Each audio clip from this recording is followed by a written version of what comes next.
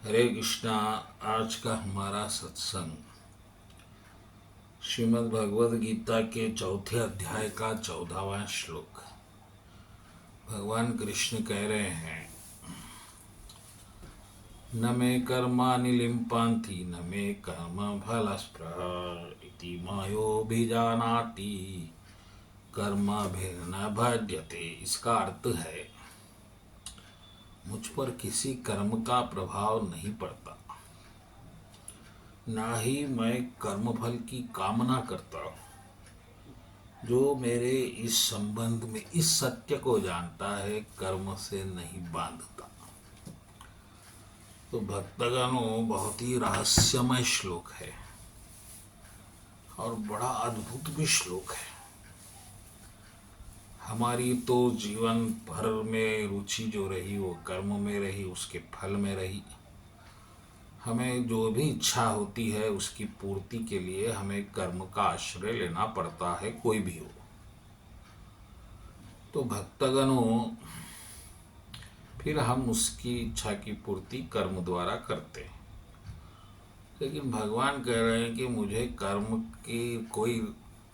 में कोई रुचि नहीं है। जो भौतिक कर्म है आपके, ना उसके फल में कोई रुचि है,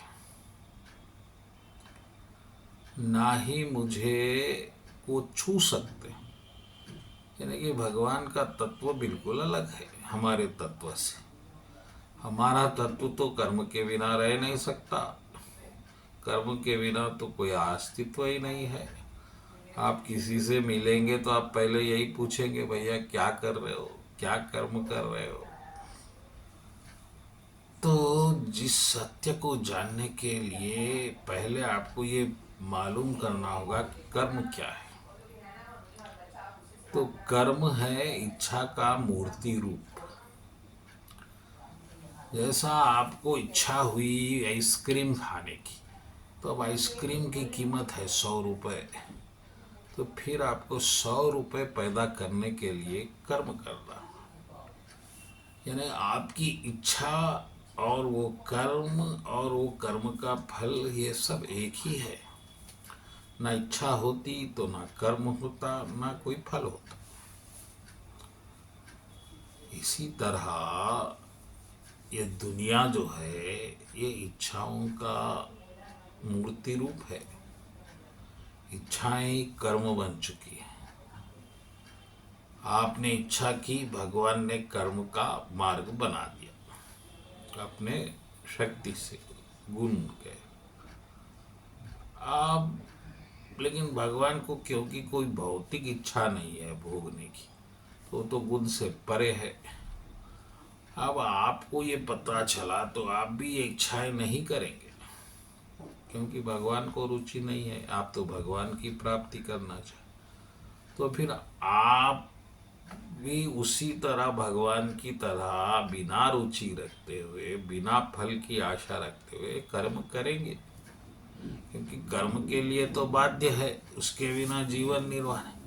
लेकिन वो जो पहले आपको इच्छा पीछे आपको सताती थी, प्राप्ति की जो लालसा थी, वो खत्म हो जाएगी और फिर कर्म के बंधन में आप नहीं फंसेंगे, जैसा भगवान नहीं फंसे। यही है इस श्लोक का रहस्य। तो भक्तगणों, कर्म के रहस्य को जानिए। कर्म कुछ और नहीं है, आपकी अपनी इच्छा है। आपकी जो पुरानी इच्छाएं थी, उसके लिए आपको शरीर दे दिया गया, भाई इतना कर्म करके वो इच्छाओं को पूरी कर लो। लेकिन बीच में आपको मालूम हो रहा है कि ये इच्छाएं ही बंधन बन के फिर आपको आगे कर्म के लिए प्रेरित कर रही है। जैसा आपको मात्र लड़की की इच्छा थी, लेकिन लड़की के साथ एक उसका पुत्र हुआ, तो पुत्र के पालन पोषण के लिए फिर कर्म में आपको आश्रय लेना पड़ेगा। तो कर्म तो अपना जाल बढ़ाएगा।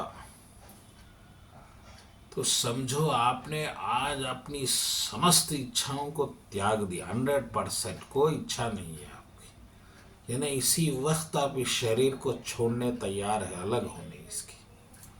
हो गई आपकी मुक्ति।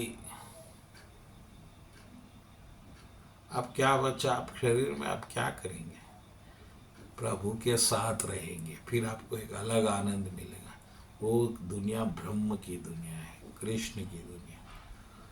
यही कृष्ण समझा रहे हैं, भाई इस शरीर में रहो, हमको उससे कोई लेना नहीं, लेकिन अब मेरे साथ आ जाओ और कर्म करो, दोनों मिलके करेंगे निष्काम, प्रकृति के संतुलन के लिए।